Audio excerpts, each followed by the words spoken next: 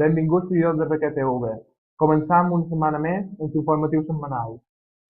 Com a, com a resum, aquesta setmana veurem els resultats del cap de setmana, els horaris de la pròxima, veurem els xifrats d'anys i vos mostrem un petit vídeo que hem creat per festes Nadal.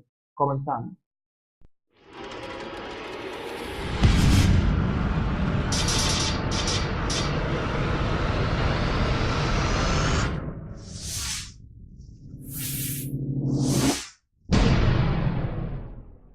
Passam a veure ara els resultats del cap de setmana. Primer de tot, passam a l'experiència nivell, que va perdre 0-10 contra la Sala Pandinja. El gol, bé, ja, comentari. Partit plus dels jugadors del Recreatiu que van alternar moments de bon joc i oportunitats, a moments de distraccions i mala col·locació sobre la pista. A la primera part, el Recre no va saber aprofitar d'unes bones ocasions de gol, i així va saber aprofitar l'equip visitant, amb diverses arribades a l'àrea rival, arribant en el descans en 0-5 en contra. A la segona meitat, es va poder veure una millora en el joc del Recre, generant bones combinacions però amb perill. Per la seva part, l'equip visitant va demostrar la seva superioritat tant en defensa com en atac, deixant el marcador en un 0-10 final. Passam a veure ara el Benjamí A, que va perdre 6-1 contra l'Urbanització 11. El gol per part del Recre va fent Santos. Comentari. Complicat partit en el qual s'enfrontava el Benjamí A. A la primera part, en els primers minuts, l'equip local va sorprendre els visitants amb fort i ràpid contraatac, posant el marcador amb un 3-1. A mesura que anava passant el temps, el partit s'igualava en qüestió de joc. A la segona part, el partit va seguir igualat, però els ràpids contraatacs de l'equip local pesaven massa, acabant el partit amb un clar 6-1. Seguim amb el Benjamí B, que va perdre 6-2 contra el polígon de Llevant. Passam ara a veure Sala, que va guanyar 8-1 contra l'Alaró. Els gols es van fer 3 per part d'en Andreu, 2 per part de Miquel Mascaró, 2 per part d'en Mateu i 1 per part d'en Joan. Comentari. Partit entre dos conjunts molt diferents, perquè el conjunt de Manacor va ser superior i només la mala fortuna va impedir que el marcador fos més voluminós. Destacar el gran gol de falta directa des del centre del camp llançat per Miquel Mascaró, llevant les telaranyes a les quadres de la porteria.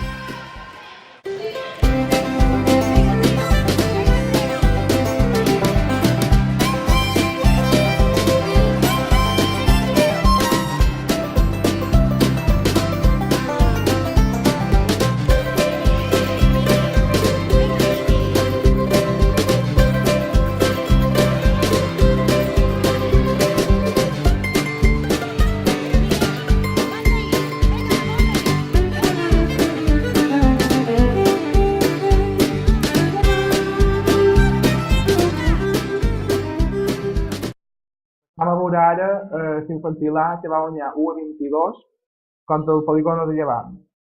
Els gols els varen fer 6 per part d'en Marc Andreu Oliver, 6 per part d'en Guillem Fernández, 3 per part d'en Carles, 3 per part d'en Pedro Mestre, 3 per part d'en Pedro Palou i 1 per part d'en Pedro Sánchez. Comentari. El conjunt manacorí va realitzar una primera part amb un joc ràpid i pressionant que va descontrolar completament un flux polígon de llevant, que poc va poder fer davant la intensitat que posava en totes les posicions del joc del Recreatiu. La segona part, l'equip de Manacor va començar una mica més relaxat, per la voluntat golejada acumulat en la primera part. Tot i així va demostrar la seva superioritat davant un voluntariós conjunt que no va deixar d'intentar ropar-se en el marc manacorí. Destacar tot l'equip del Recre per la seva intensitat i ganes de mostrar la seva qualitat com a grup. Aquest és el que m'hi seguit.